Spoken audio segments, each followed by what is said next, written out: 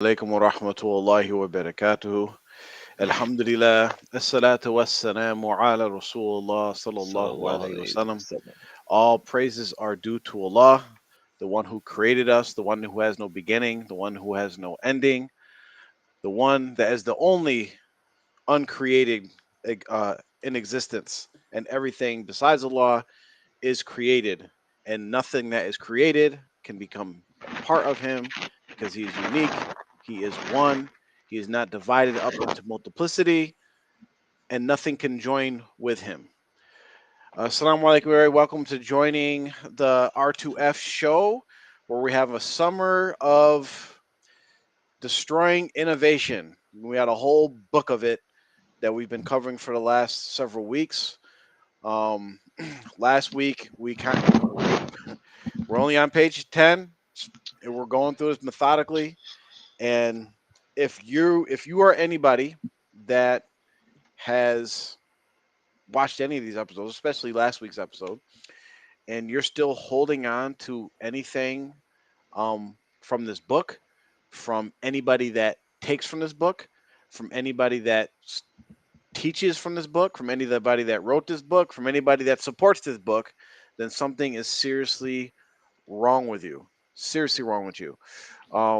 If you do not break out into straight laughter at some of the ridiculousness of the things that's in this book, there's only two options. You're either going to get really angry or get really giggly because this stuff is really ludicrous.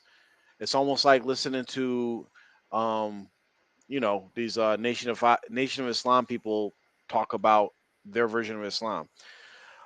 But we're gonna, inshallah, when Mubarak gets on, we're gonna start off talking about a couple of ayats, a few ayats from the Holy Quran. Assalamu alaikum warahmatullahi wabarakatuh. But Alaikum Islam will assalam. say, so we got your mic working, but the camera's But not the on. camera's not working. Yep. Oh my god. But Mm. we're gonna share the Good. screen, so that you don't Settings, actually need yeah. the camera right now. If you wanna, let me share the Yeah, screen they for don't you. need they don't need to see me aside. Yeah, that's just for the ladies. A'udhu billahi min Hold on. Oh yeah, Allah. All right, I think we should be good. There we go. Oh, you changed the video. shaitan. Whenever A'udhu you're billahi min ready. shaitan rajim. Oh, we're good now. There we Okay. go. Alhamdulillah. أعوذ بالله من الشيطان الرجيم بسم الله الرحمن الرحيم وعلم آدم الأسماء كلها ثم عرضهم على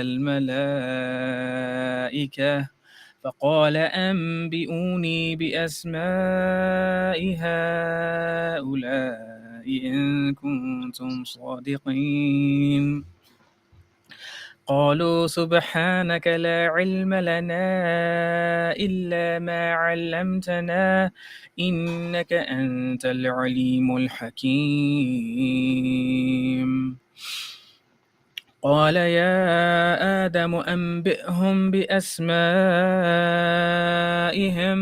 فلما أنبأهم بأسمائهم قال ألم أقل لكم إني أعلم غيب السماوات والأرض وأعلم ما تبدون وما كنتم تكتمون قال الله تعالى وعلم آدم الأسماء كلها and he taught Adam the names, all of them. And so Allah is saying in this ayah 31, 32, 33, how he taught Adam the names of everything.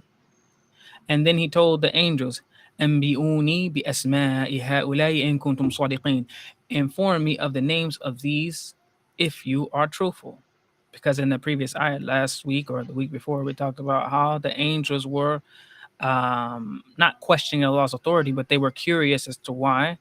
أتجعل فيها من يفسد فيها ويسفك الدماء, where you put a Khalifa in the earth who's going to cause corruption and do these bad things, what they had seen before. So they're asking a question. And so after Allah taught Adam the names of everything, we have to understand Adam knew the name of every single solitary thing. Even in Tafsir goes and it says even he knew the names of, passing wind and everything. Like, so even things you would think insignificant or very significant, he knew the name of everything. And that's one thing that's very important when you know the name of not just one thing, but the more things that you know the names of, because what is knowledge except for knowing what things are called Hmm. and knowing the context of a thing. Yep. So just like we know the names, we know some names. Lahoot Lamakan, right?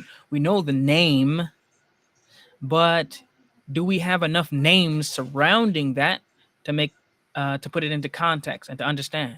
Do we know Lahoot Lamakan, Pakistan, gift shop? There's lots of different things. Cave. There's all types of things that the more things that we know, the more names that you know, and in context, then this is knowledge. But Hmm. Allah taught Adam the names of everything. What did the angels say in response? قالوا سبحانك لا علم لنا إلا ما علمتنا. We don't, subhanallah, they said, exalted are you. We don't know anything except for what you have taught us. Hmm. And this is the thing. If we know a bunch of names of things, but we don't know enough names, Adam knew all of the names of every single thing. We know, depending on how much knowledge we might have, we know what things are called in the context and the names of things. But whether you know a little bit or a lot, it's only what Allah has taught you and has allowed you to know and learn and understand.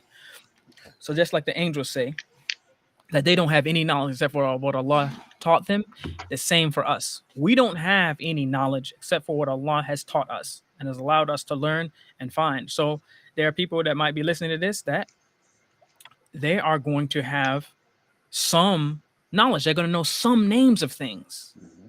but they don't know enough.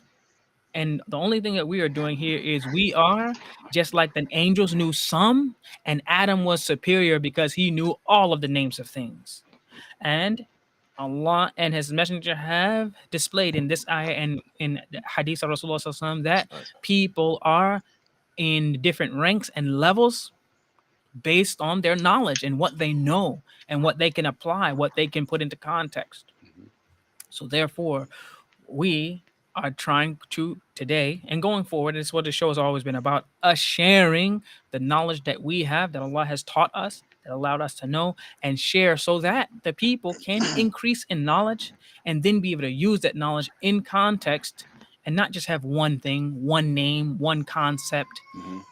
Instead, you will hopefully, the more things that you know, the more knowledgeable you will be, and not only will it benefit you and you doing good works, but also help you to avoid, due to lack of knowledge and not understanding Hmm. and not having enough names under your belt of different things and being able to put it in context, to fall into harm or to fall into displeasure of Allah and other things. So, as the angels say, we don't know anything except what you have taught us.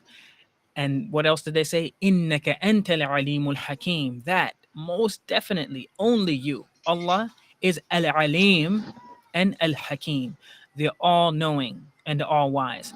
These are the attributes of Allah. These are the names of Allah. They only belong to Him. Al alim, the knowledgeable one, the one who is all knowledgeable. This is for Allah. So if anyone is telling you that they know things of the unseen and things that are knowledge that only Allah has, this is this is a form of shirk Hmm. because this only belongs to Allah. Or Al Hakim, the all wise. Every decision that Allah makes is the best decision. It's the most wise decision. Hmm. If you think any person, it doesn't matter if it's your spouse, your father, your sheikh, or anybody else, if you think they're infallible, they can only make perfect decisions and everything that they say and do is perfect, this is a form of shirk because Al Hakim is only for Allah. He is the most wise. He is the one who is all wise. And this the angel stated that, and Allah put it in the Quran and is putting it here not just so that they can recite it and it sounds nice, but so that you will know. Innaka antal alimul hakim. Only you. You are the one who is the all knowing and the all wise. So then Adam tells Allah subhanahu wa ta'ala tells Adam, قَالَ يَا آدَمُ أَنْبِئْهُمْ بِأَسْمَائِهِمْ. Inform them of the names, tell them, explain to them everything. So, فَلَمَّا أَنْبَأَهُمْ بِأَسْمَائِهِمْ, then when he told them all the names, and Allah is saying, look, قَالَ أَلَمْ أَقُلْ لَكُمْ, didn't I tell y'all? Inni a'lamu ghaiba samawati wal ard. It is me that knows the ghaib samawati wal ard, unseen of the heavens and the earth. This is another thing. This is only for Allah. Even the angels didn't know. They didn't have. They were closer to Allah than any human beings, Mm-hmm. and they didn't know. And Allah says, "Only me. I know the knowledge of the heavens and earth. Wa a'lamu ma tubduna, and I know what you make plain." Right? Sometimes people will tell you, "Oh, this is whether it's a place, a name of a place, and this is a special place, and this is what they make plain to you. This is what they let you know throughout their mouth." But Allah also says, "Wama kuntum taktumun," and what you hide, what you conceal. Mm. So this tafsir was talking about how the amongst the angels, Shaitan was there, and he was concealing in his heart the fact that he disliked and hated Adam, and that he felt like he was better.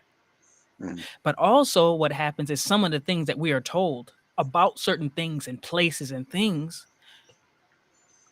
what we're being told is some of the truth and other things they conceal. Mm. But Allah knows what the people conceal. And what does Allah say in another ayah in Surah Al-Baqarah? Wallahu mukhrijum ma kuntum taktumun. And Allah is the one who brings out conceal. Mm. And alhamdulillah, this is what we're going to try to do today. We're going to bring out what has been concealed for almost 40 years, concealed in plain sight.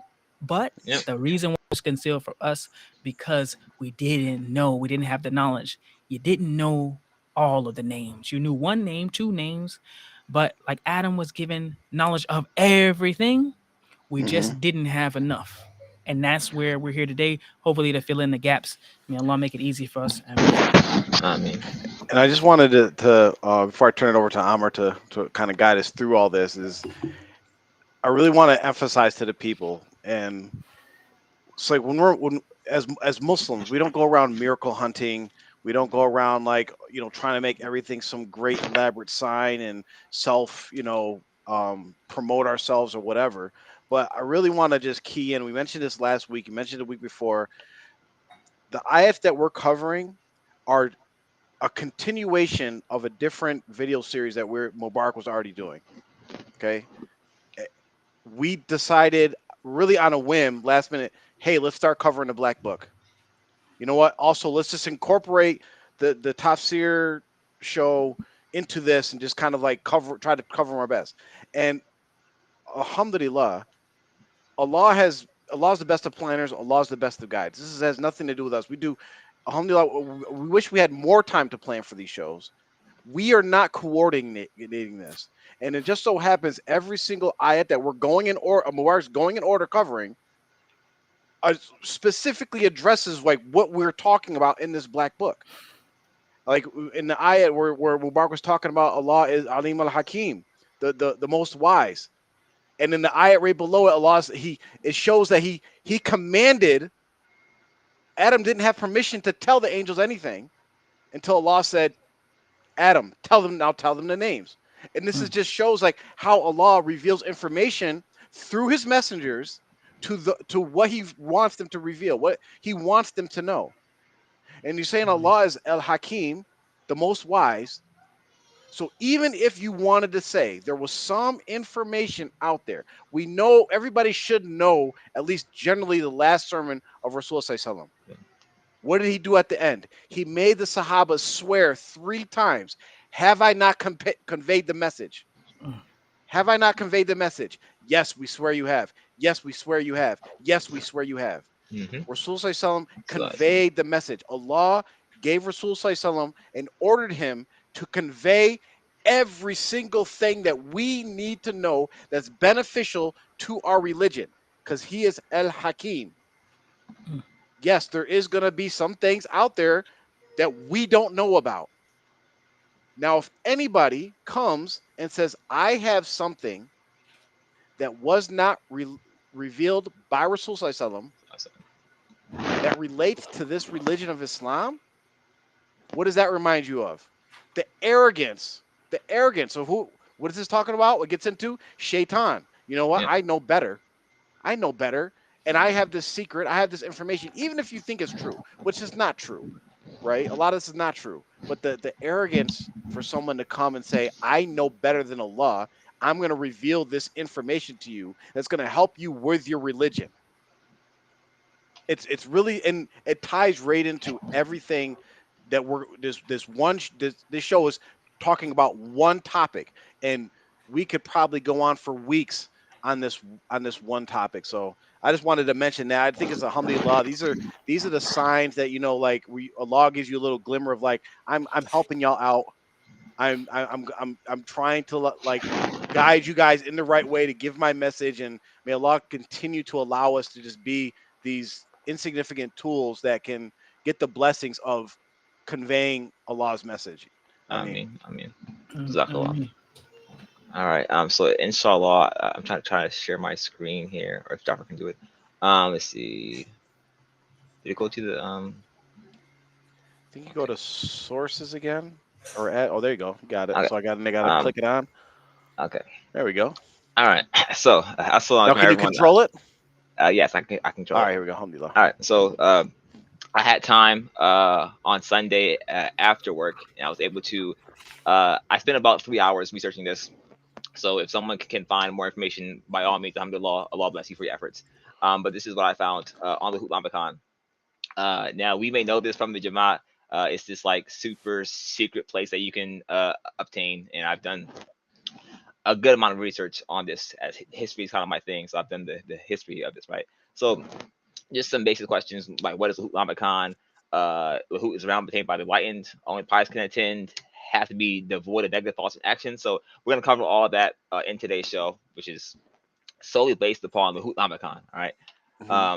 So the extensive history of Lahoot Lamakan is very well documented. All right. So it dates back to the study of Sufi cosmology, which is essentially the Sufis have their own understanding of how, or I guess interpretation of how, like, creation happened, and how all the things transpired with Allah creating you and the earth and other souls. Um, and essentially, right, Sultan Bahu, as we all know from the Jama, used to sing it every Friday when they Mhm. do the roots, Bahu, Siryahu. So he'd be mentioned often, right? So you have some understanding of him. You know that he's considered to be the fifth spark of light. Right? So before Marjolani, Sultan Bahu was precedes him, right? So Mhm. there is three beings and three realms that you as a person have to annihilate, right? So if you annihilate these three beings, right, these will help you reach your path of attaining Lahoot Lamakan, right? Mhm. So your suit is your physical body, right? And he describes this as the realm where the soul is like birth, right? So the soul is born into the body in the realm of Nasut, right? And so he's like, it's crossing a bridge, so it's crossing the bridge from heaven into the physical body. So you have to overcome your physical body, right, and free your soul, right? And then Malakut, right? You have to get control over your emotions, your negative thoughts and actions, and that frees you from your, like, I guess, mindful worldly coil thoughts, right? Those things are all gone, right? And then you're in the suit, um, is you reaching to the highest level that you can achieve physically, and then going on from there, right? So those three conditions have to be met, and if you meet these three conditions, you can now get into the spiritual world, basically, right? Um, and so So real quick, after, just to, like, kind of jump in so people can kind of follow along. Like, always ask the question whenever we're talking about anything, or whatever anybody says anything to you related to Islam, and it could sound nice. Ask them, okay, where did Rasul Sallallahu talk about this? Where is this in the Quran? Okay, it's not in the okay, Quran, so it's got to be in a Hadith, right? Oh, it's not in hmm, a Hadith. Okay, did the Sahabas talk about this? no, Okay, well, if it's so not the Sahabas, then surely the Tabi'in. Well, then no, surely the Tabi'in. no, No, and basically you'll find that when you answer no to all those questions, it should be very clear to you that it's not a part of Islam, because anybody can tell you a nice story. I can tell you how there's this universe and there's multiple universes of the same thing. And in an alternate universe, my spiritual self double got bit by a radioactive spider, and he swings from buildings and he saves people. And sometimes he comes to my universe and we it could be a nice story, right? Nice little hmm, Marvel whole. It's bull. If it is not supported by the Quran and Sunnah, it's something you should stay away from. Okay. yes, Rasul absolutely, does not Sheikh, mention any of these things. absolutely. And to Sultan Bahu's discredit, he didn't try to actually prove it with the Quran and Sunnah. He kind of just throws it out there haphazardly. And they proclaim Lahoot Lamakan as the realm of absolute unity, right? So Sultan Bahu is saying to you all who read his works that there is a veil between you as a soul and Allah. So you can't physically see Allah. But if you follow Mhm. these steps, the veil is lifted and you can become one with Allah, right? So you can be unified and be one being with Allah at the same time, which is So, exclusive.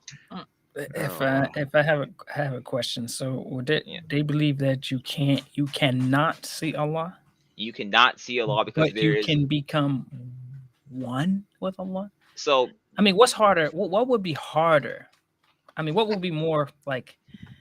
What's the higher level there? To uh, uh, just see something, or to become that thing? If okay. you're not able to withstand or to reach a level to where you can even look and see yeah. something. Hmm. I mean, to become Well, that thing, it doesn't I make got a sense. I got a great analogy, and we all should kind of relate to this. So, in Dragon Ball Z, right? Hmm.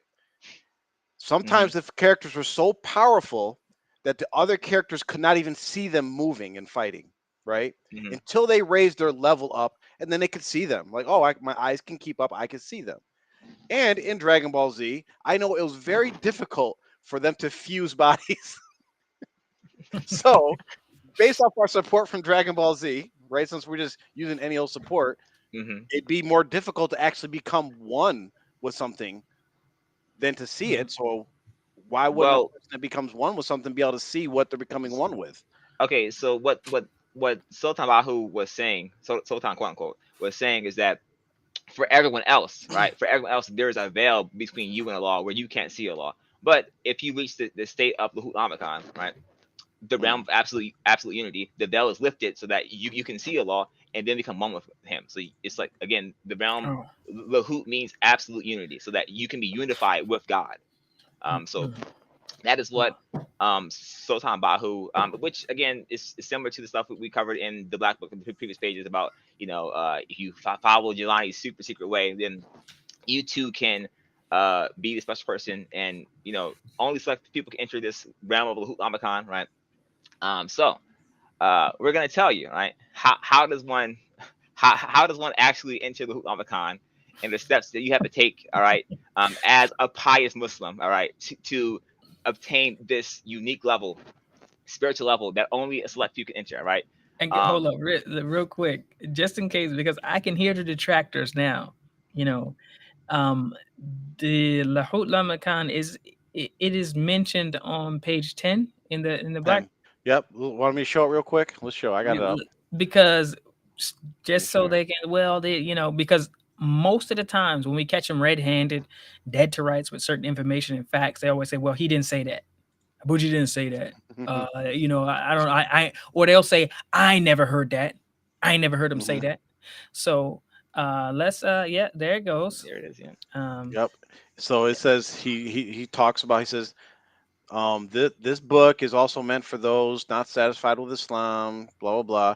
This it meaning this book is meant for the dynamic revolutionary spirit which aims to soar high in the uncreated heavens of the uncreated world, Lahoot Lamakan, or Lahoot, kingdom of God, with their uncreated self. wow. So there you go. You have the absolute proof. Lahoot, Okay. Kingdom of God, Unity of God was they translated to the same thing in Yep. the Sufi cosmology story. So uh, those things is what's mentioned here in the Sufi cosmology. But luckily for everyone here, right? Okay, everyone here is special. All right, mashallah. You're good friends at R2F. Alhamdulillah. I have a surefire, 100% guaranteed way to get you to the Hoot Lamakan. All right. If this method does not work for Uh, you, I guarantee you I never do a show again. Guaranteed, right? So let's let's get into how we reach the Hoot Lamakan. All right. First thing first. All right. Breaking Um. news. Yeah. Okay, you, I'm sorry, go ahead, go ahead. the first thing is you have to know where you're going and how to get there. All right. So where is Lahoot Lamakan and how does one get there? All right. Ya Allah.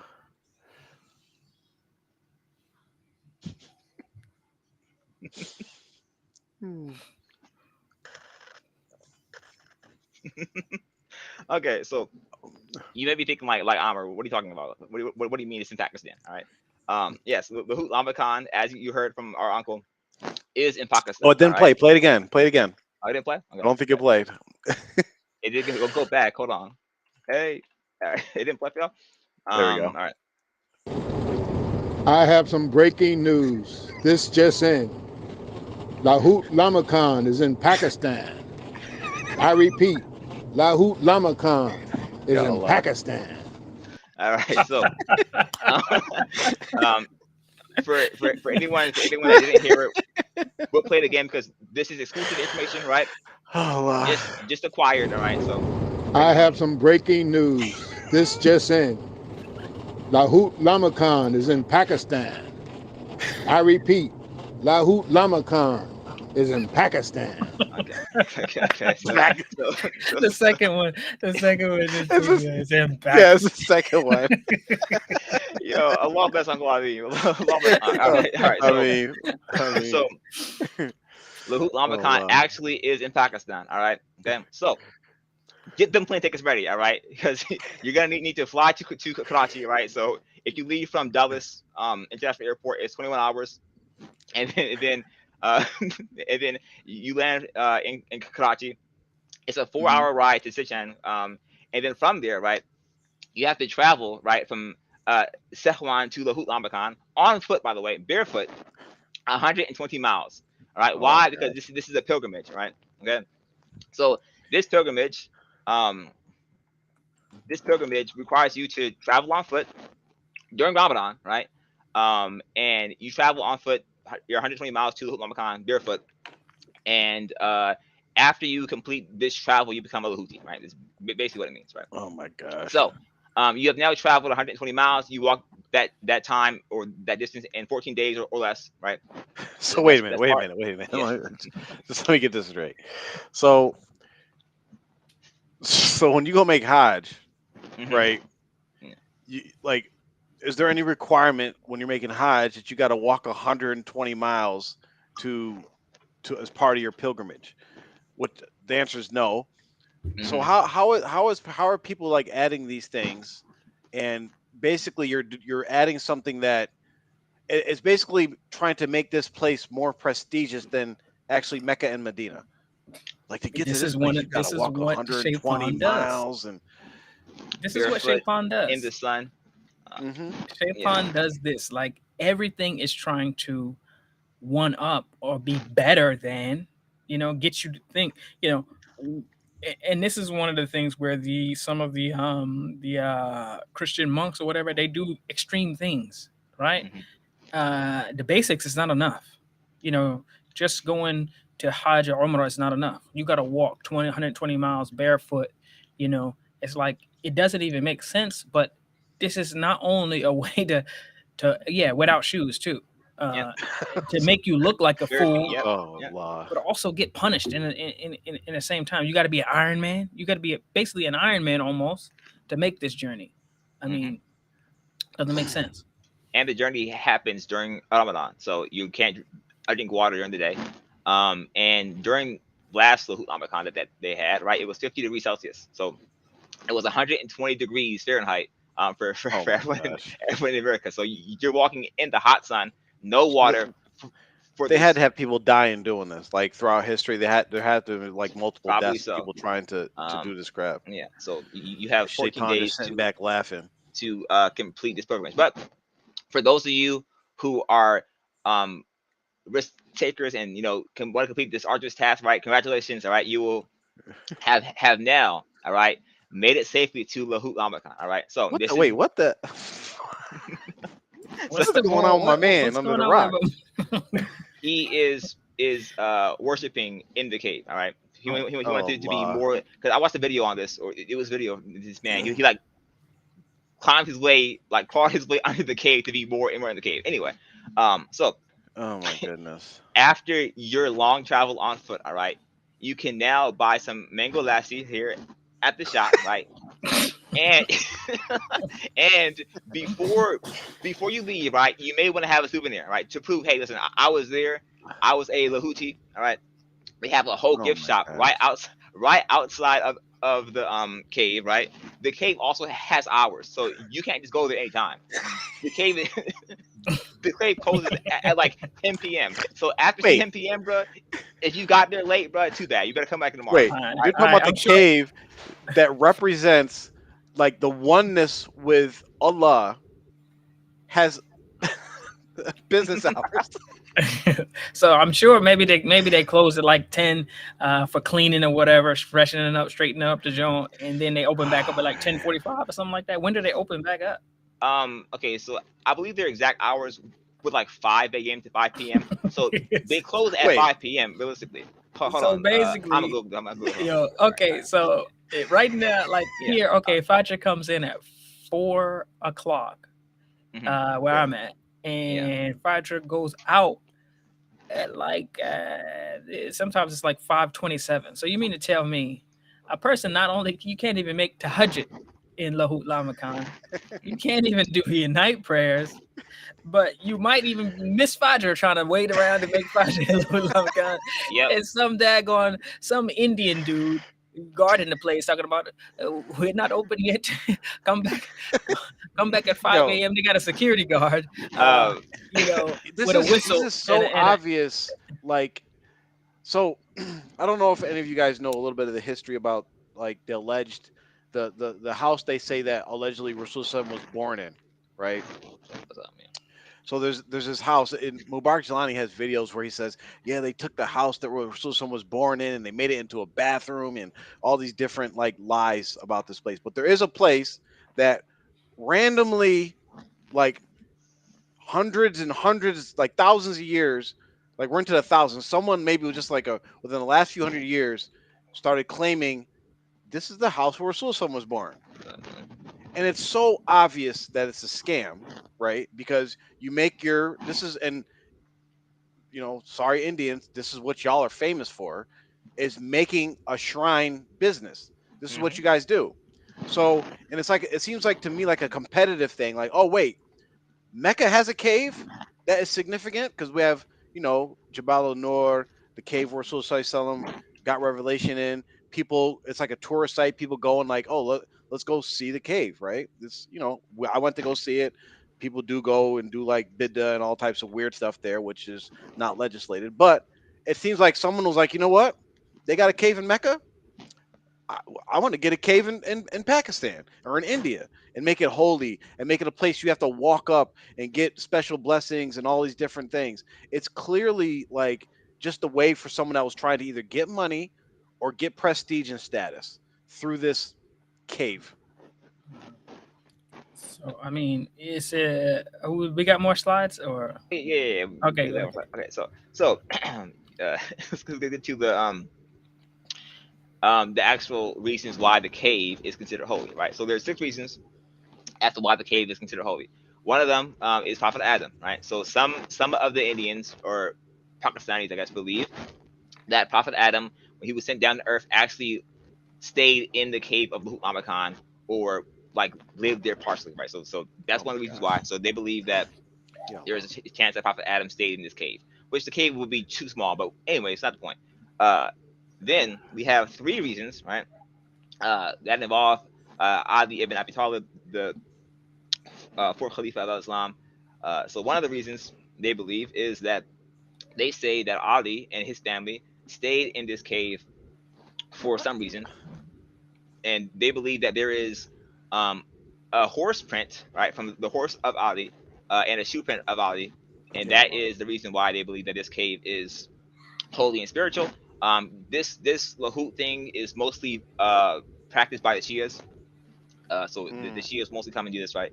The makes second sense. reason is they believe that Ali came to the cave to evict a giant. So there was allegedly a giant that lived in this cave, right? Okay. Now, You- uh, Hold on.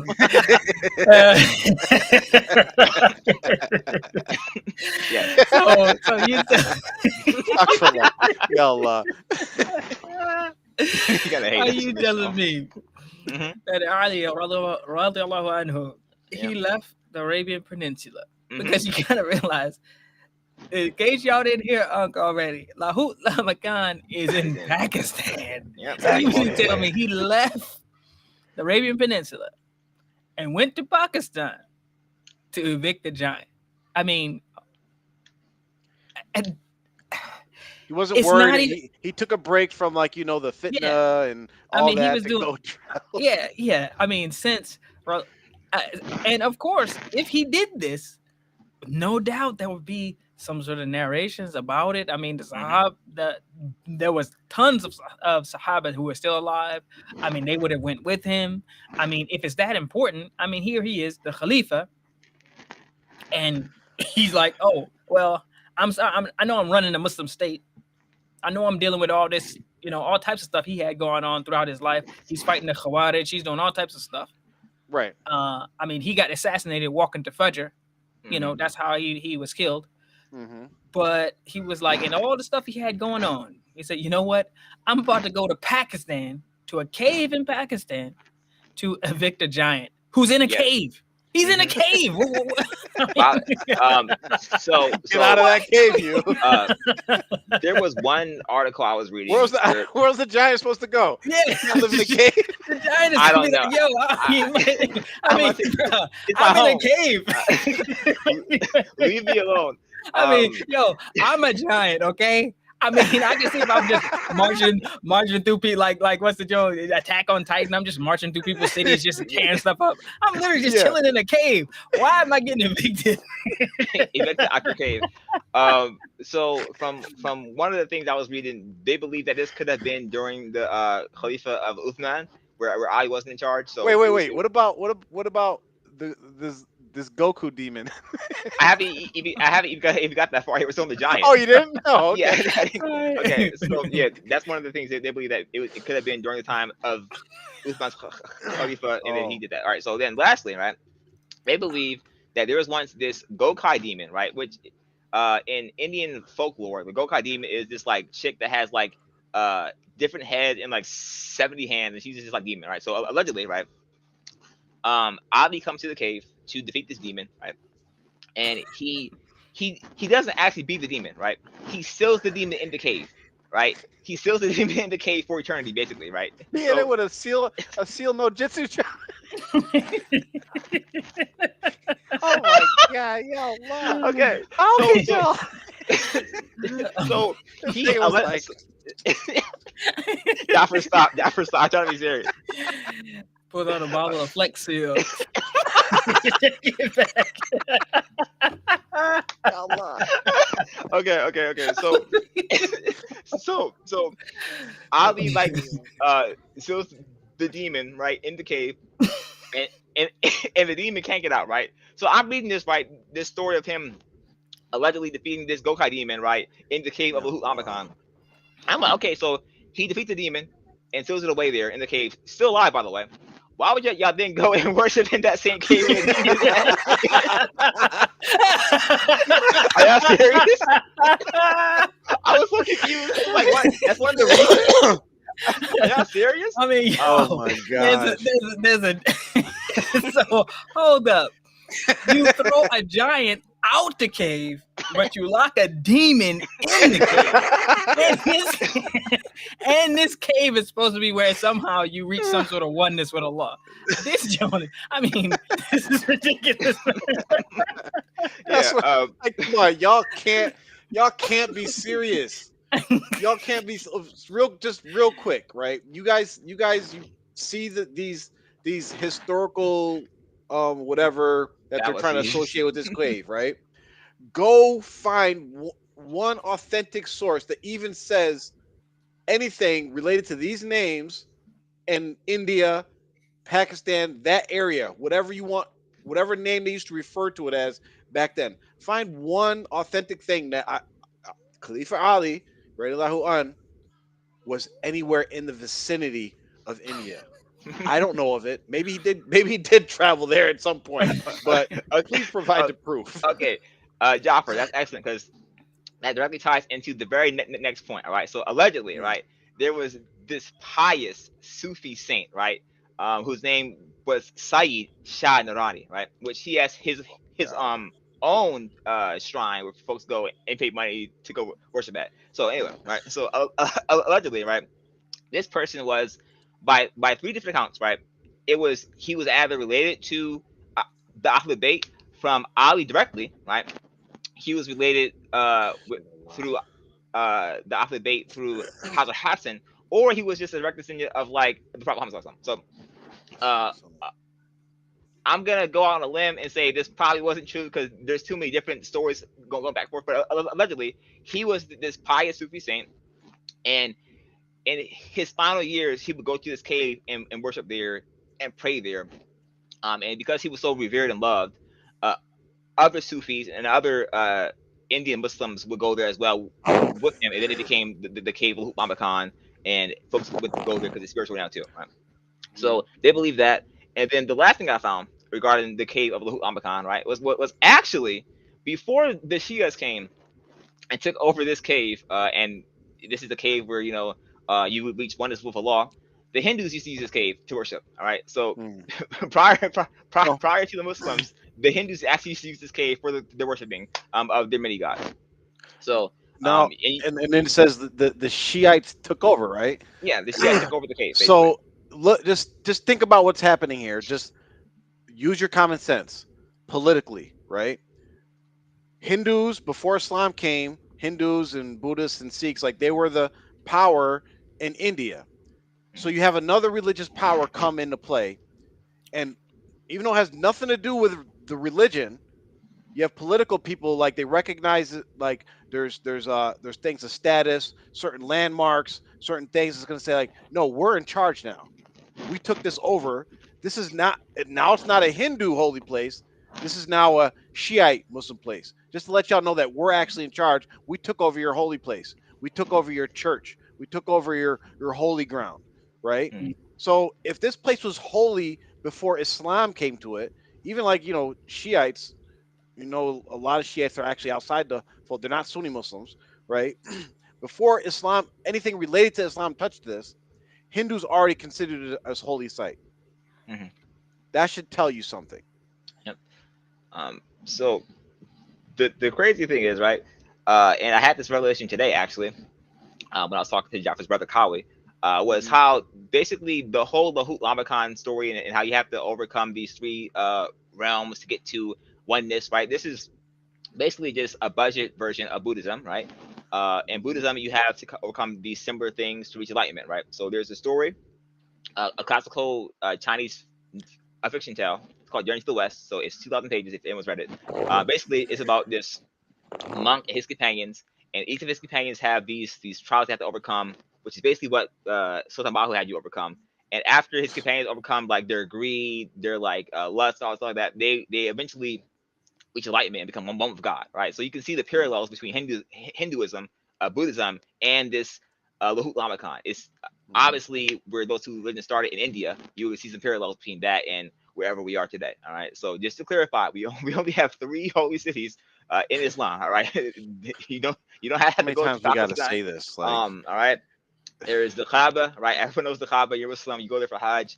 There is Medina, right? That's Nabawi. You go there for Hajj as well. And Jerusalem, hmm all right, where the Isra Mi'raj took place, all right? You have to do these places. You're Muslim, all right? You don't have to go to Pakistan and walk 120 miles to on barefoot to become Lahuti, hmm Lamakhani, and do all this random weird stuff, okay? and if Uh, you if you travel anywhere else besides these three places, thinking it's like a holy journey or there's some kind of blessing in it, you actually are directly disobeying Rasulullah Sallallahu.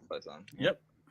It's one thing to travel for tourism, visit family, vacation, but if you think you're traveling to Pakistan, uh, pick any Turkey, Hmm. any Muslim Malaysia, any Muslim country where they're you want to go see the Taj Mahal, nice and beautiful. If you think you're Yeah. getting some kind of blessings just from traveling to the Taj Mahal, nada. You're actually Nope. getting sins for it.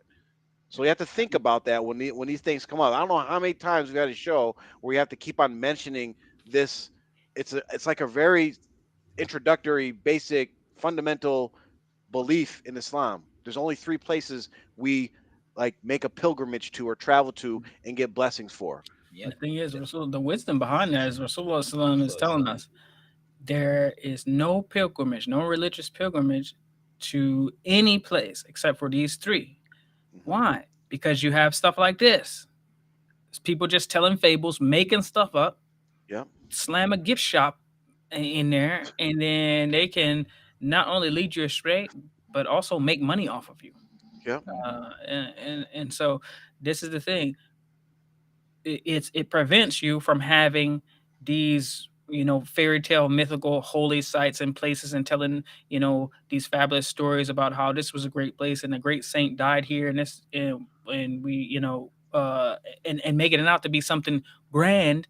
And then people they get emotional. They like people like these mystical and mystic type of stuff, and they'll go on this yeah. spiritual journey, and because they got a little tired and got dehydrated and their head got light or whatever, they think it's some sort of spiritual enlightenment.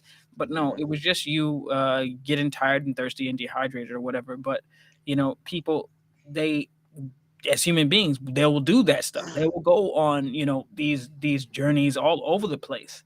And Hmm. Rasulullah is limiting that and saying no, there is no pilgrimage except for these three. Yep. Everything else is just for your enjoyment Hmm. if you want to enjoy it, but there's no reward for it whatsoever. And if you're going there thinking that Allah is going to reward you as a religious obligation, because some people think this stuff is an obligation, going to see your sheikh, Yeah. going to Hmm. his shrine, and doing all this stuff is obligation. No, the only thing that will be obligated on you is the punishment of Allah if He so chooses. Yep. But there's not going to be anything as far as reward is concerned because Rasul already told So, us you can't do it. So this is the reason why. Because this is not the only shrine. This is Oh not yeah. the only yep. place on the face of the earth. Well, There's tons of these places. So just many. in Pakistan, India alone, there's Right. hundreds of these places. It is part of their economy. Just like how we have 7-Elevens, gas stations. Think about gas stations and think about shrines in India. Yep. Same exact concept. And think about it like this, like how we have um, the lottery. Like I don't know if y'all states have the state Yep. lottery, Yeah. Hmm. where lot, and it's usually poor people.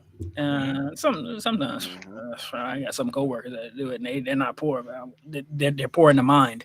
Anyway, Yeah. but the point is, it's just like how they they do this. So they have the shrine set up. So poor people who are down on their luck, they want some sort of bang for their buck, right? They want to Hmm. go and make a dua at this shrine, leave some food, leave some money, and then they hope by not them working harder or them doing something, to get some sort of benefit in their life they're looking at. They want a shortcut. They want to say, Yep. well, I want to marry a beautiful girl. I want Fulana to fall in love with me. So they go to the Hmm. shrine, they make dua, they do a little leave a little some food there, and they leave some donation, and then they Hmm. hope that it happens. So instead of Hmm. calling on Allah, asking Allah for it, they may ask Allah for it, but the point is Yeah. they're wanting a shortcut, just like the people who play the lottery.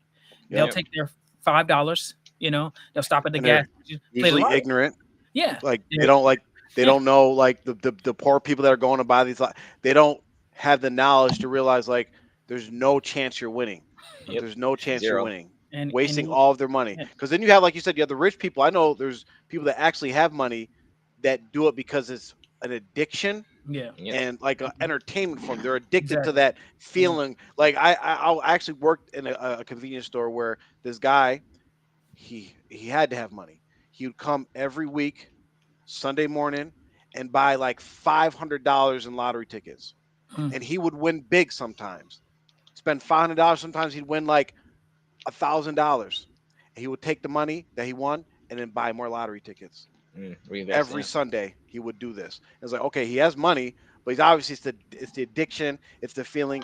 But like these poor people, they're ignorant, and the people that set these up, they prey on their ignorance and they prey on their hope for getting something better. And if you look at that, it's exactly what Mubarak Jelani came to the United mhm, States of America and did exactly Yep. with the people of the Dar al Islam that chose to follow him. They were looking, they were ignorant, They were looking for a shortcut, right? And they thought like, oh, you know what? We don't have to learn our deen. It's all in this black book. We Mm-hmm. have the perfect shake. We're guaranteed paradise. We are good. We don't have to do nothing else. We don't got to seek knowledge. We don't got to send our kids overseas to go to accredited Islamic schools. We don't have to do all these different things. We are good. We're already the best on earth. We're saved. And some people still, to this day, unfortunately, have that same mindset that when they die, that they're guaranteed paradise.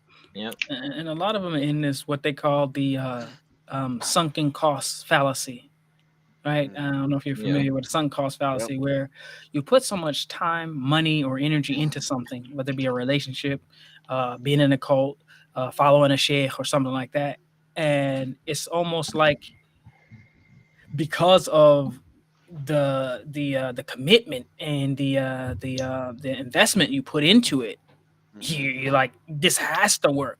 It has to. I put too Yeah. much into it.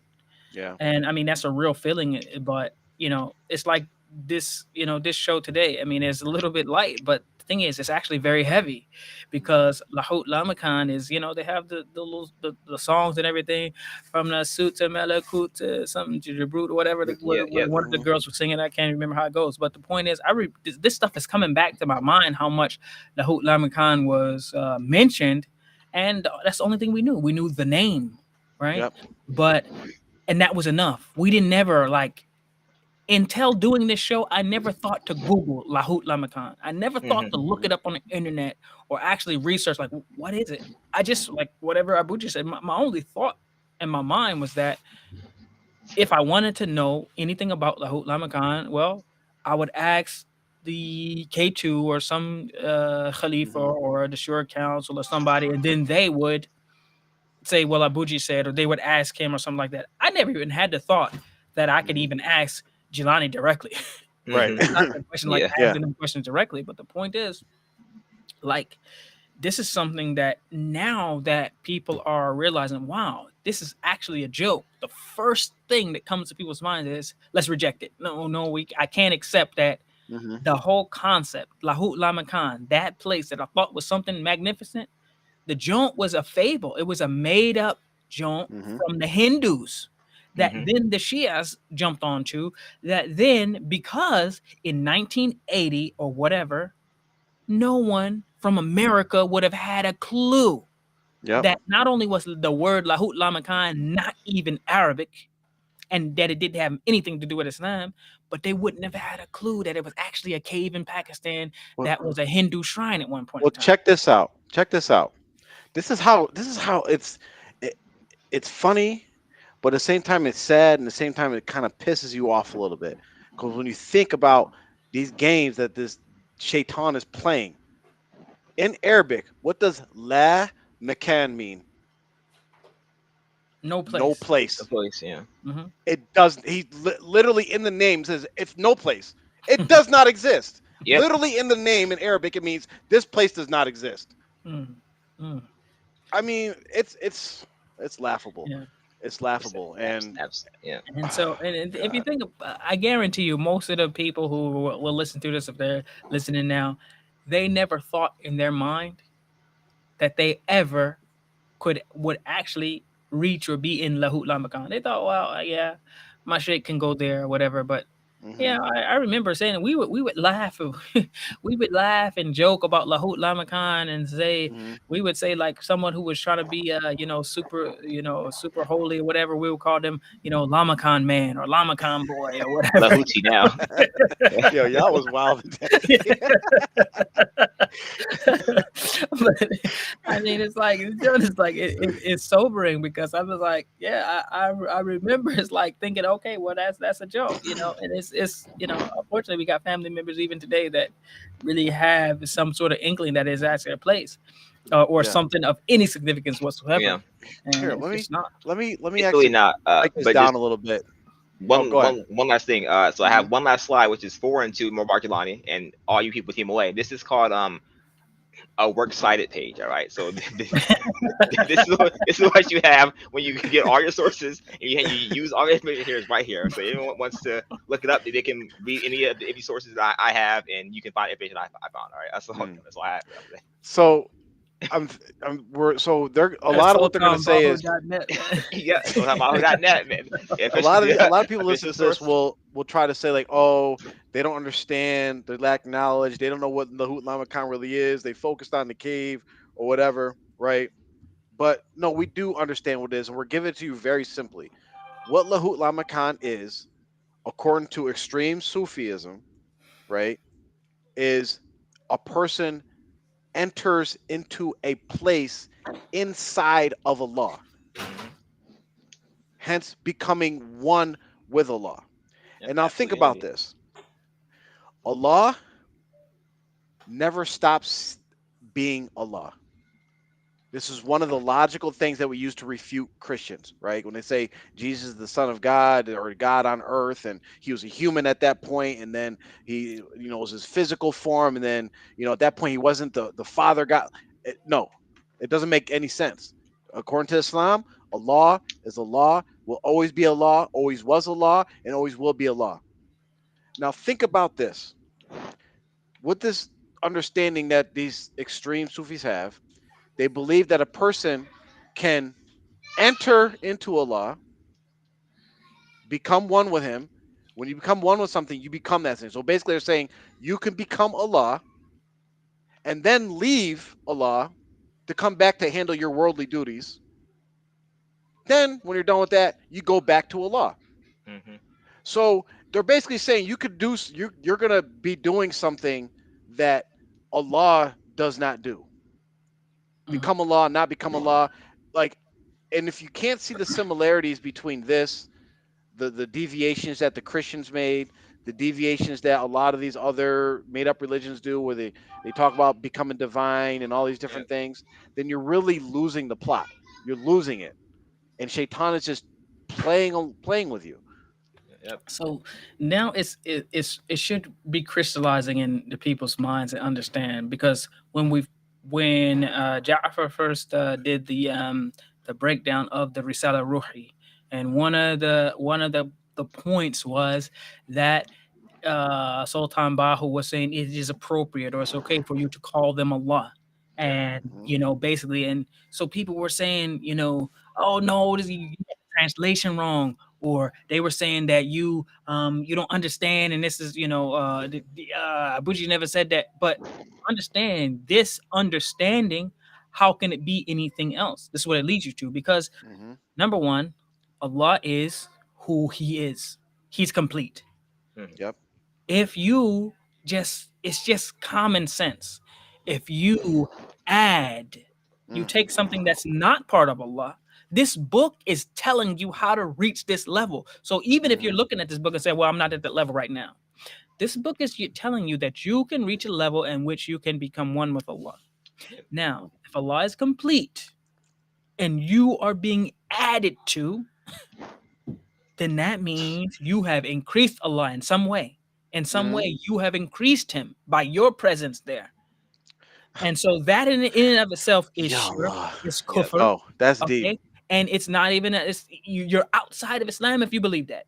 Hmm. So Think that's about number think one. about what you just said though. Like, Yeah. because what you're saying is Allah one is not perfect right now. Yep. Because it never Because if I happened. could follow this and I could achieve this, that means Allah was not perfect because He's not complete without Hmm. me adding to that mix, They're gonna right? come And back. They're now, gonna now, not being perfect, you're also saying He's dependent on us humans to To get achieve reach this the level level. so Yeah. that He could become perfect and full. And And you know yo, what they're gonna Absolutely say? You crazy. know what they're gonna say? No, no, no, no, no, no, no, no, no. Law is already perfect, and you becoming part of a law was always, this is part of His perfection or whatever. And this is why they say that they believe that it's appropriate to call them a law. Hmm. mm, Because if a person, and this is what they're gonna say, if a person is able to, Allah already knew who could reach that level or not, and Allah is that's already, so these people are, in fact, you can call them Allah. That's why they believe that. And so these seven sultans, they're like, okay, yeah, that's a given.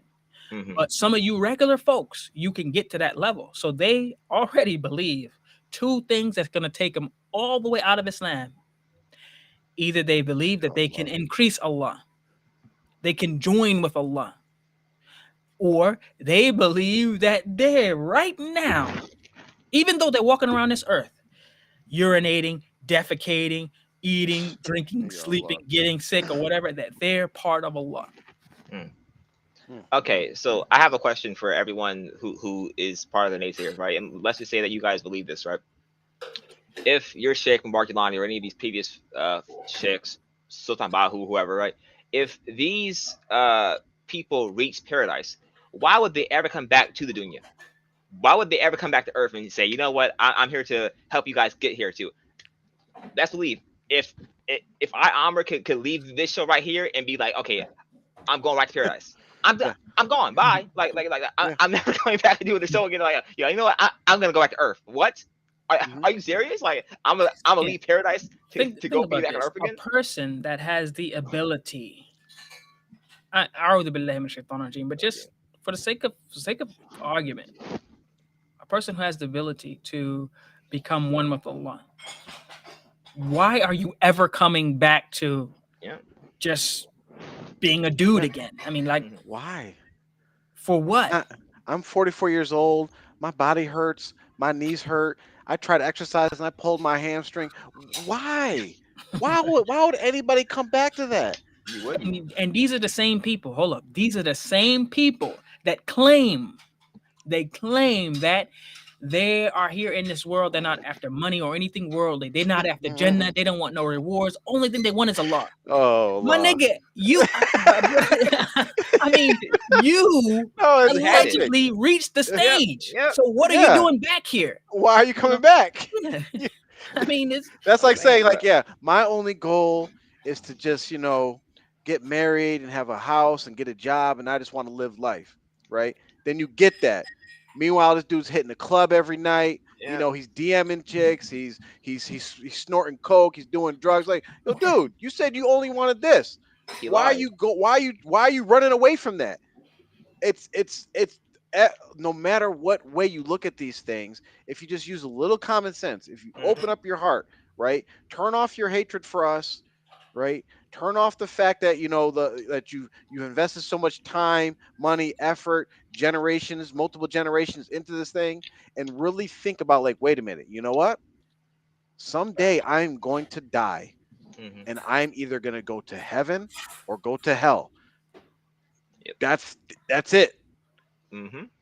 And And what evidence here that is being presented to you aligns with the message of Islam that is going to get you closer to going to heaven? hmm and to piggyback off what Jaffer said, especially because listen, uh, death is short, so everyone dies, right? But for you old heads who are still alive, right? You've been knowing about these secrets and this passageway and stuff. And if you follow this book here, you get there. It's been 40 years. You haven't got there yet.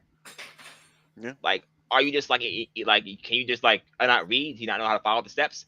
Or Mhm. is it that the steps don't work? Is it that you've been taking on this long ruse for 40 years and actually all you have to do is go to Pakistan and find a cave? So like, Yeah, exactly. I don't know what to tell you. Like, it clearly isn't working. I mean, No, yeah, 40, it's 40, really 40 it's years. Mm, go ahead. no. But I mean, inshallah, if anybody has any questions, we're gonna kind of wrap it up. I got some hadiths that I wanted to prepare something, but I had short time, but it actually works out better this way So, because I'm just gonna read the hadiths. I'm just gonna read the hadiths, and we could maybe chime in if something comes to us while I'm reading these hadiths. But I'm hoping that this reading these, hearing the words of Rasulullah Sallallahu so can spark something in people's hearts, because Amr just mentioned one of the older people of the Jamaat, the founding fathers, the founding mothers. If you are watching this, if you watch any of this, it is now incumbent upon you to speak out, at least to your immediate family, and say, yes, this is false. I recognize it now. Do not follow this. I told y'all wrong. You can't sit in the background and just say, like, oh, they're going to figure it out. I'm not on it anymore, but it'll all work out in the end because we still love the Jamaat. We still love our community. We still love going to the Eids and all these different things. No, because the reason why you're your child, your grandchildren, your great grandchildren are all in this is because of you. Hmm. And if you don't speak out against this, you are going to be part of the people that are going to be held accountable for people following falsehood. You're going to be held accountable for their bad deeds as a result for this and your own. So, And just one more thing. I mean, I know some people are gonna try to hang on to some little. I don't know how you can hang on to believing that anyone who has mentioned Lahoot Lamakan to you as being a truthful, a trustworthy person.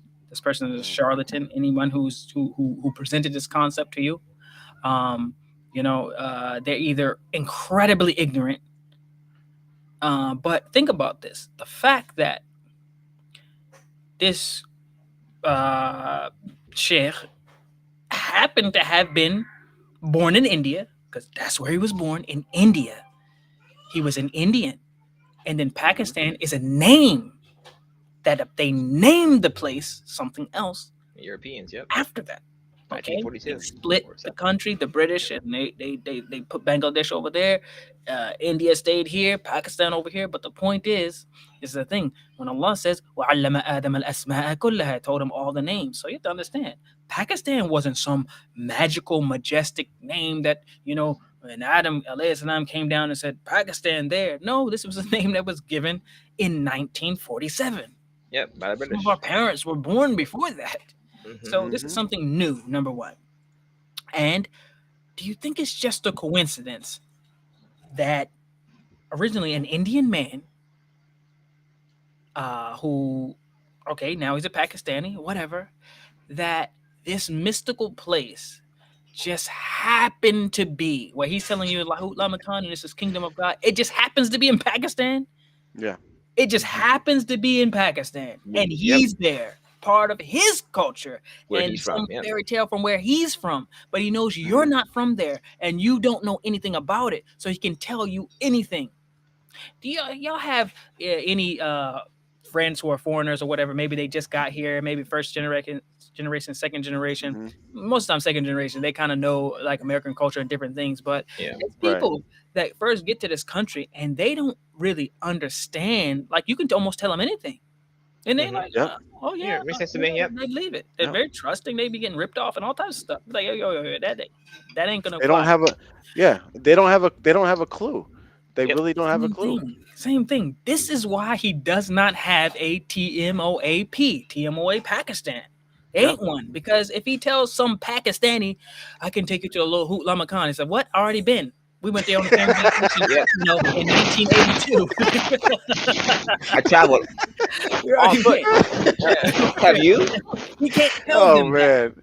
He can tell you that because it's like, oh wow, Lahoot Lamakan, really, Mhm. and it's like and for the people that learned Arabic, they quickly know, yo, this Joan is like it's not even Arabic, and even if you say just like Jaffa pointed out, it means no place. If you want to put it in Arabic, there ain't no Yeah. place. Yep. This thing, so you really have to, instead of saying, man, all these different coincidences happen to be lining up. Oh, this just it's just you people are so critical or whatever. It is just a coincidence.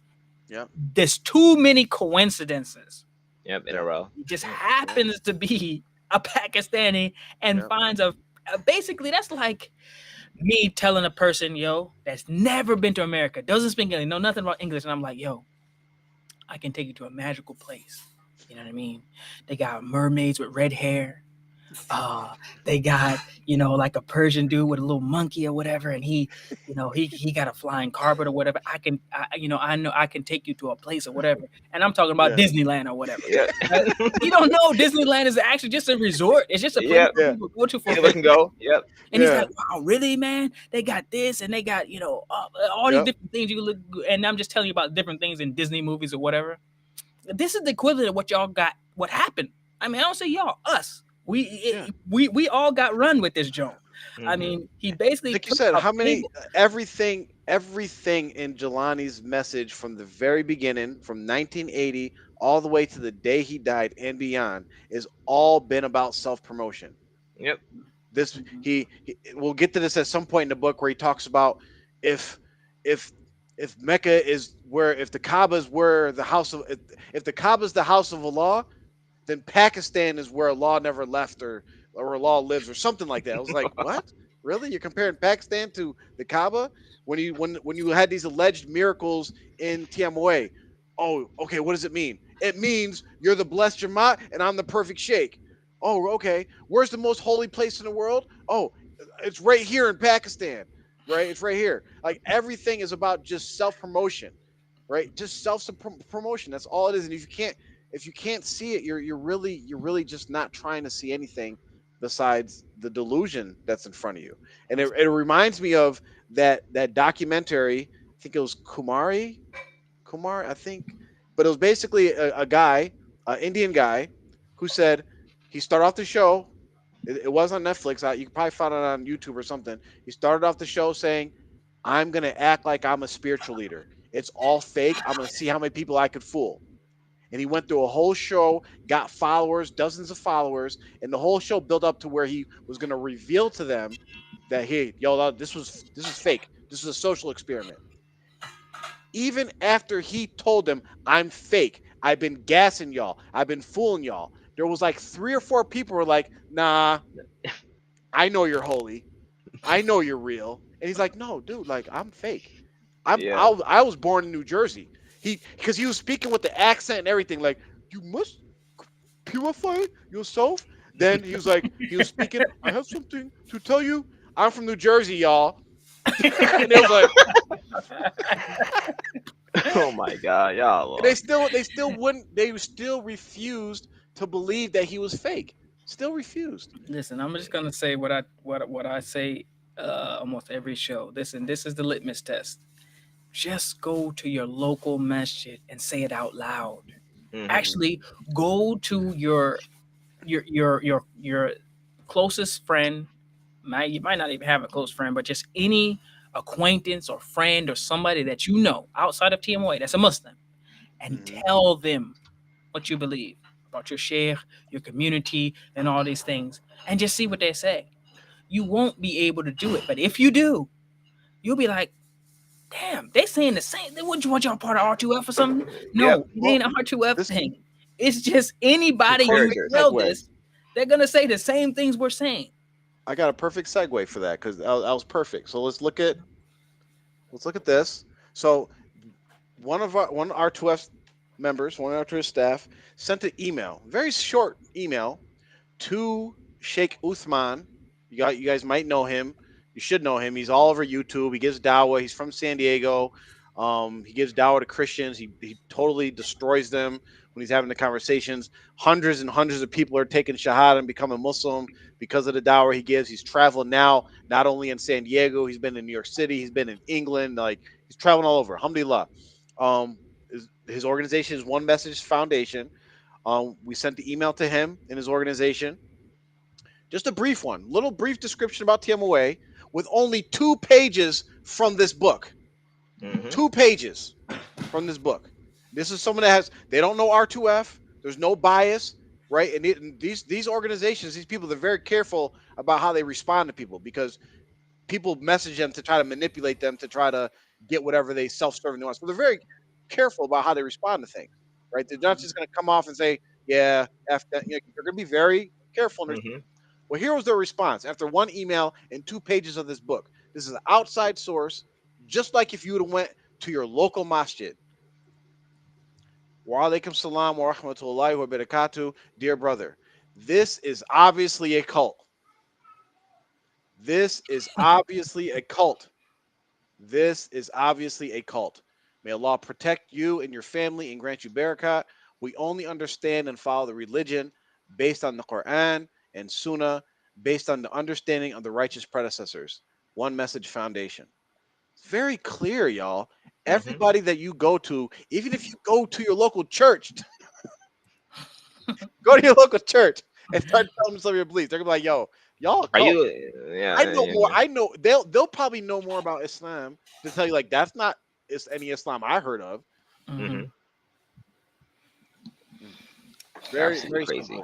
simple. So just I'm gonna start pulling some hadiths. If you guys have questions, type them in the chat. We'll try to address them. I know we had one thing we probably have to address about the whole laughing issue, which we can kind of put to bed as we usually do. But the first thing I'm going to share is we mentioned how Sultan Bahu said it's okay to Absolutely refer okay to call them to, a law. Yeah, yeah, it's okay to call them Allah. Well, yeah. this is what Rasul Sallallahu said. Okay, and if anybody was, he's the epitome of human creation. He's the perfection of human creation, right? The best amongst us. He said, "Do not exaggerate in praising me as the Christians praise the Son of Mary." Remember, the Christians said the Son of Mary was God. For Hmm. I am only a slave. So call me the slave of Allah and his prophet, his Rasul, his messenger. So did Rasul say, it's okay to call me God? No, he said, call me the slave of God. Okay. The next hadith I have is, and all you have to do is go to sunnah.com. It's a compilation of they're still adding as we speak, but they have Sahih Muslim, Sahih Bukhari. They have the Tirmidhi, yeah, Sahih Sita on there. You yeah. can search all the hadiths. You can search in English. You can search in Arabic. Right, go in there and just type in innovation. Type in innovation and just read the hadiths. You'll get hadiths that are in all these compilations. Some are sahih, some are weak, but just read through them and it should give you an idea of the Islamic stance related to innovation, related to bid'ah. And I'm just going to read them. Okay. And if anyone wants to chime in, just go ahead and chime in. Rasulullah said, among those in charge of you after I'm gone will be men who extinguish the sunnah and follow innovation. They will delay the prayer from its proper time. I said, O Messenger of Allah, sallam, if I live to see them, what should I do? He said, you ask me, O Ibn Abd, what you should do? There is no obedience to one who disobeys Allah. So you don't obey leaders that follow innovation. So none of you in TMOA should be following any of your leaders because they follow and promote innovation. Another hadith. Rasulullah said, Allah will not accept any fasting, prayer, charity, Hajj, Umrah, Jihad, or any other obligatory or voluntary action from a person who follows innovation, bid'ah. He comes out of Islam like a hair pulled out of dough. Like, just think about it. So all those you're like, well, they do a lot of good things. There's a lot of good in the Jamaat. Obviously, there's actually not because they're following innovation. Allah said, or Rasul said that Awesome. none of that, Allah will not accept any of it. Right? Rasul said, Allah refuses to accept the good deeds of the one who follows innovation until he gives up that innovation. So here, I had a discussion with one individual that said that whoops, I didn't share the stat. I had a conversation with an individual that was trying to say that only the people that actually create the innovation are responsible for it, not the people who follows them. But Rasul clearly says in this hadith and the one I just read, those who follow innovation. So all the people that are following Mubarak Jalani and Sultan Bahu and all these other deviants and innovators, you are also in that category. Hmm. This is in Mishkat Masabi. In reference to Mishkat Masabi, Mubarak Jalani said, every leader in TMOA should have this book because this is the book that we follow. It's a compilation of hadiths by Imam Bukhari. Rasul said, this is a very deep one. Even it's a Hassan hadith, but Rasul said, he who honors an innovator has assisted in undermining Islam. Mm. So just think about that. You want to go and honor these leaders, honor these people. You people, and this ties into like, oh, they're laughing and this and that because you hold honor for these people. You hold honor for these people that are actually assisting and undermining Islam. Okay. And a thing to add to it is that um, how when you honor the innovator, it insists in undermining Islam because what is innovation? It's Rasulullah says that every innovation leads you astray. Astray from what? Surat al-Mustaqim, from Islam. So Yes. that is undermining Islam, leading you away from it, taking the feet out from under Islam and leading people out of Islam and in a different direction. That's what innovation is. Now, when you honor the innovator, right? oh, Sheikh so and so, and some people will tell us, man, listen, I know that it is wrong, but we still have to, there's a certain way that we got to do things, or we got to honor them. They want to still give them their clout, their flowers or whatever, Hmm. and show them respect, and saying, well, and someone told me, well, Jelani, he's still a man, and he passed away now, whatever. So no, he doesn't get honored because the innovation, and us, if we are to prop him up on a level and show him to be respected and someone who should Hmm. be at least followed in some things, and then maybe we just try to tippy toe and go around some of his major mistakes, Yep. and then that will keep people attached to him and following him, Yep. and the innovation is what is undermining Islam. Yep. So this is very clear. So a lot of those people who are saying to themselves, and sometimes to us and out loud, they say, well, I know this isn't true, TMOA. I Hmm. know it's a fraud. I know it's a cult. I know it. But they're still honoring them, showing up at their gatherings, Yep. within them, to those people who, and there's some people that, alhamdulillah, they do uh some good works, and they say all the right things, but they're still honoring them by how, when people mention our names, right? If someone mentions Jafar, they know 100%. Talk to Jafar about TMOA, he's going to give you that work. You're Hmm. not going to walk away thinking that you're, free. You ain't going to get free. They won't talk to me. They will run the other way. Hmm. Not to, not to try to build ourselves up, but they're not going to come to Amar's house and be like, yeah, my sheikh said. They know that what's going to happen. they Yep. know they know you're going to get a certain level of, we're going to tell you the truth about this thing. Yep. But if you're a person who's still able to go back and forth, yeah, I'm completely out of that joint. I don't believe in it, whatever. But when you show up, you can go to their weddings, you can go to their functions, you can do all that stuff. You're Hmm. honoring them Yep. because Yep. you're not speaking out, and you're undermining Islam, Hmm. and Yep. you're not honoring Rasulullah sallallahu alaihi wasallam, and you're not honoring Allah, because Allah is Mhm. saying something opposite to what they say and do. And Rasulullah says the opposite of what they say and do. Mm. So where is your allegiance? Is your allegiance to yourself? You know that they're not right. But Yep. you know what? I want to have this two-way go. Yeah. I want to be able to, still have access.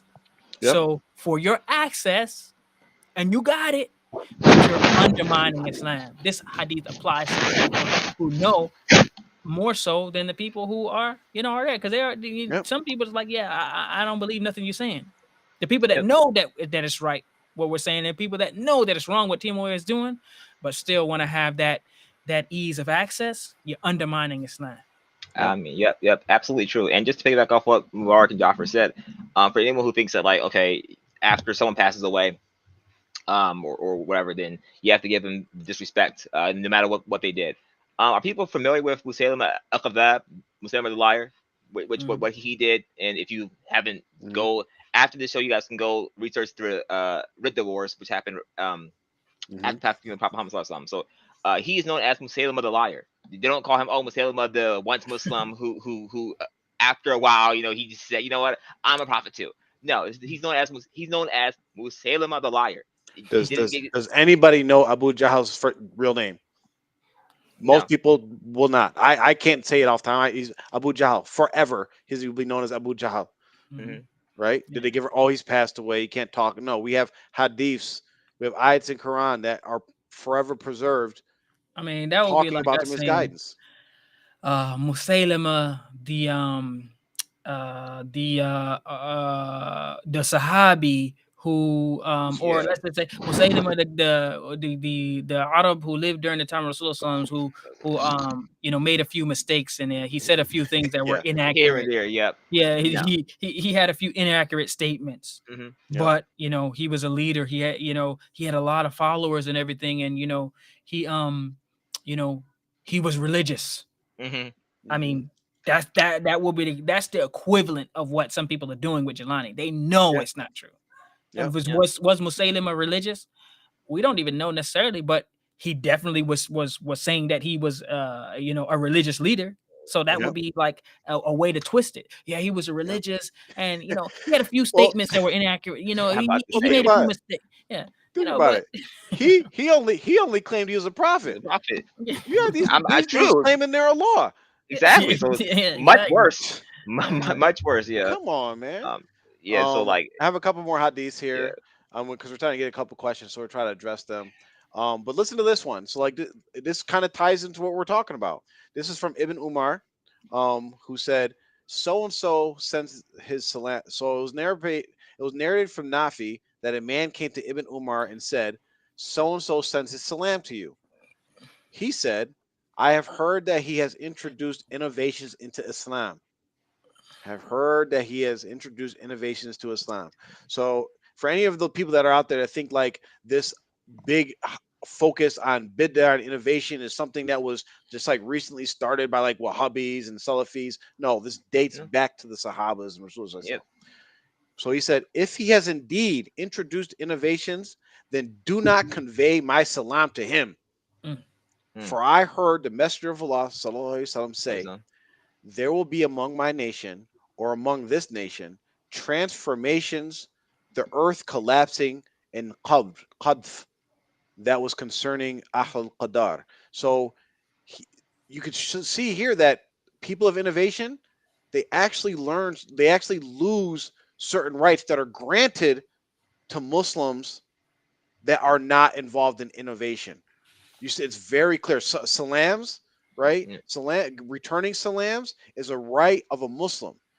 And Ibn Umar did not say, "Oh, that person's not a Muslim. Do not convey my salam." He said, "No, if that person's an innovator, do not return my salam to him." Salams. Why? Because a salam, returning salams, is a form of honoring As a Muslim. somebody. Yep. Mhm. Go back to the other hadith. Why Ibn Umar, he understands the teachings of Rasulullah and understands that, if I return my salams to him, I'm honoring this person of innovation, this innovator, and if I do that, I'm undermining Islam. Mm-hmm. So any honor, like there is, of course, there's discretion when you're dealing with people directly, and you're trying to give dawah and you're trying to reach them, but we do not avoid the truth, because what is our duty? Our duty is to convey the message.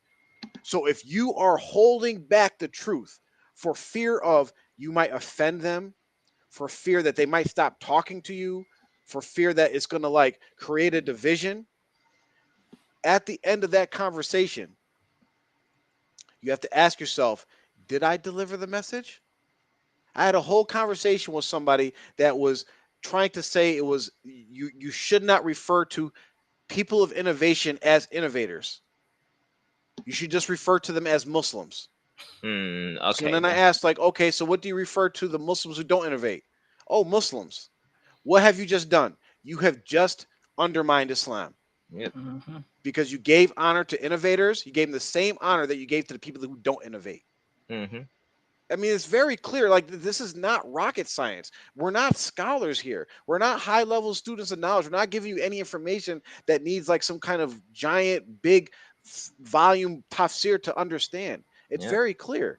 It's very clear. The Very last one I basic. wanted to share is it's a longer one, but I'll read it. It says that I and Ashtar went to Ali, radiallahu anh, and said to him, did the Messenger of Allah sallallahu So give you any instruction about anything for which he did not give any instruction to the people in general? So this right here is a good one because it refutes not only innovation, it actually refutes this idea that there's secrets in Islam. Mm-hmm. They're asking very clearly, because if they're Khalifa Ali is very close. He's part of Rasul's family. Yep. He's married to his daughter. So the person is thinking like, yeah, there might be something that like some kind of secret information that he gave to Ali, his cousin, his son-in-law, that he didn't tell the regular people. And then Ali, radiallahu anhu, said no. And if you there's longer narrations where basically Ali got very upset, visibly upset that this person actually thought that Rasul Listen. revealed to him something that he didn't tell everybody else. Mm-hmm. So he said, no, except what is contained in this document of mine. Musaddad said, he then took out a document. Ahmed said, a document from the sheath of his sword. It contained The lives of all the Muslims are equal.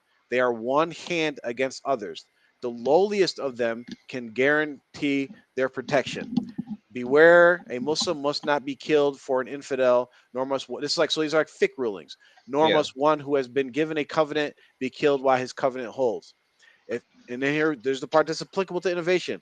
If anyone introduces an innovation, he will be responsible for it. If anyone introduces an innovation or gives shelter to a man who introduces an innovation in religion, he is cursed by Allah, his angels, and by Mm. all the people. How many of y'all are giving shelter to innovators right now? May Allah Mm. protect us. I mean, I and mean, just to piggyback one last thing real quick, for folks that say you guys are too harsh on Mubarak Jelani or the innovators, you guys wouldn't say this to a Christian or someone like that. Absolutely not. Because as Muslims, you're supposed to know better. You are supposed to come from a position of authority, knowledge, and power above every other religion because you are on the correct path. So if a Christian's astray, right, and you're giving them dawah, then yes, you're trying to get them to the point where they're Muslim. For Mubarak Jelani and any of the other innovators, you're supposed to already be Muslim, so you should already know you're wrong. So you have to get dealt with harsher than a non-Muslim that happens to be astray, because they are like, yeah, we already know he's Christian or he's Buddhist, he's astray. But if you're Muslim, if you're claiming to be Muslim, if you're claiming to be part of the Jama'ah, Ahlus Sunnah wal Jama'ah, then obviously you have to get dealt with much harsher. All right.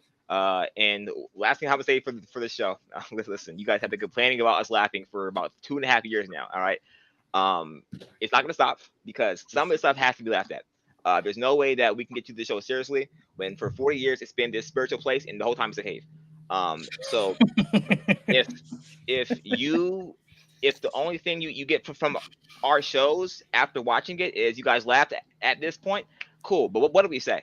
Are you disagreeing with what we say? No, you're just saying that we laughed. So part of you knows that this is true. This is 100% factual. This cave is in Pakistan. I gave you the work side of stuff. Cool. Besides that, you had no legs to stand up on. All right, leave this behind. You're in the twilight of your life. You're hanging on by a thread. Just let it go. Just let it go. All right, because And my we're and gonna. my thing is this, and this has been my position from the very beginning. And I believe all the evidence supports this, and even just reading the hadiths now is that when you actually treat something serious that is actually ludicrous, you are actually like giving it too much props. You're actually giving it credence when it shouldn't be credence to, right? So if someone is literally talking to me about the Marvel multiverse and how Thor is going to come down with his hammer and the Hulk, Green Hulk was in his house, if I'm in there like, okay, well, how tall was the Hulk? Did you say anything to him? What about Thor? Like, what was he wearing? If I'm actually treating this conversation seriously, you're doing a disservice to everybody who's listening. You're doing it because the person's actually like, oh, they're taking this seriously. Like, no, this is something that should be laughed at. It should be laughed out the gym. Laughed out of here. No, we don't want like get out of here. See you later. you gotta tell the people that that's a joke. And you really have to make them know. I mean, because maybe they don't know. I mean, Yeah. just like when you tell your kids when they talk about, well, can Spider-Man beat up Batman and all this, they're like, all right, these people ain't even real. Yes, I can Yeah. whoop all of them. Yeah, because Yeah. actually Batman is just Christian Bale. He's just Christian Bale, and Yeah. I think I can take him.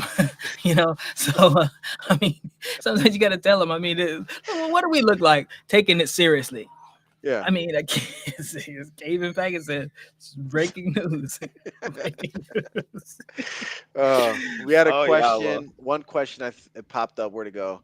Um, where was it? There was a question in this one here. from Persian Empress. Yeah. Okay. Would it be fair and accurate to say that Sultan Bahu's teachings are of misguidance? That is 100% true. It's total misguidance. You might be able to find some truth in it, but that's what Shaitan does. He's going to sprinkle a little bit of truth in there, like salt, so that you can. But in general, what it is, it's total misguidance. He's hmm, trying to teach people that he is Allah and that you can become Allah too. Total misguidance. Buddhism. Yeah, I think that was it. Let's see. I think that's it. We covered the laughing. Um, Yeah, I think that's it. I hope this opens up again. We're gonna it's gonna be slow going through this book, but a lot of this will get repetitive. Like we're not gonna keep going in depth every time they mention becoming one with Allah. Like that horse is dead in the ground. It's turned into to dust that what Prophet Solomon couldn't drink a bowl of cup from. It's dead. Oh, It's a dead horse, oh y'all. yeah.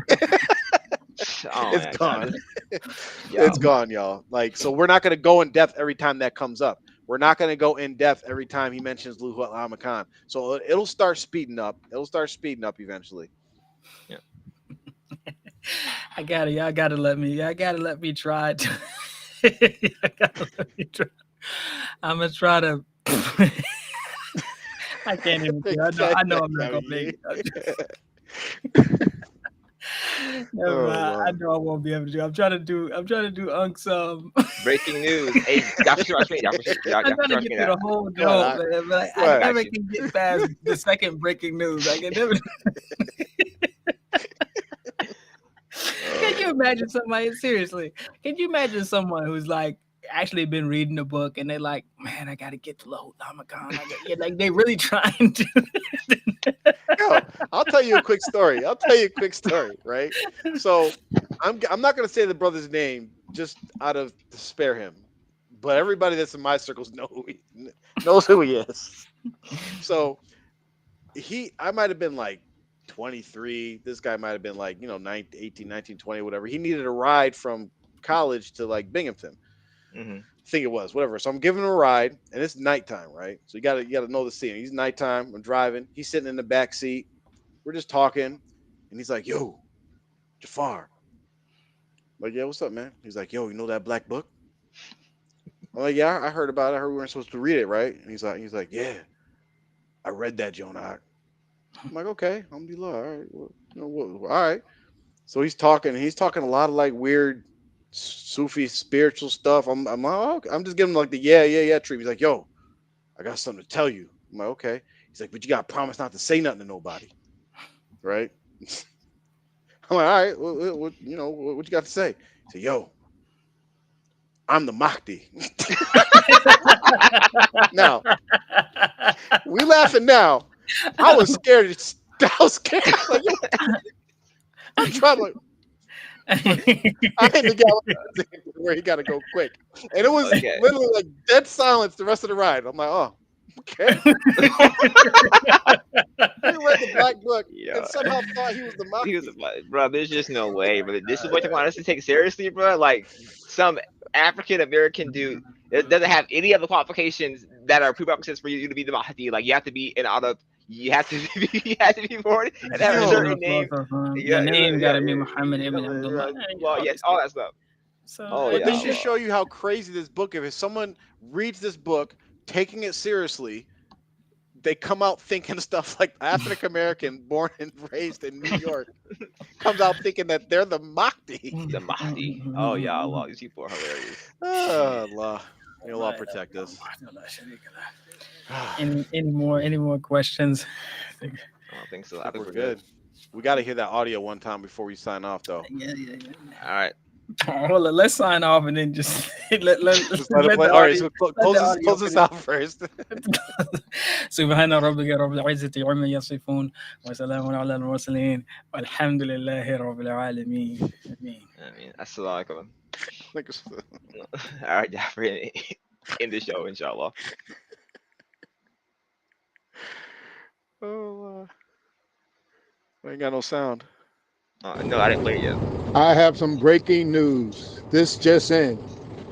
Lahoot Lamakan is in Pakistan. I repeat, Lahoot Lamakan is in Pakistan. Yo, the second Pakistan is probably the best part of the whole entire audio clip. Well,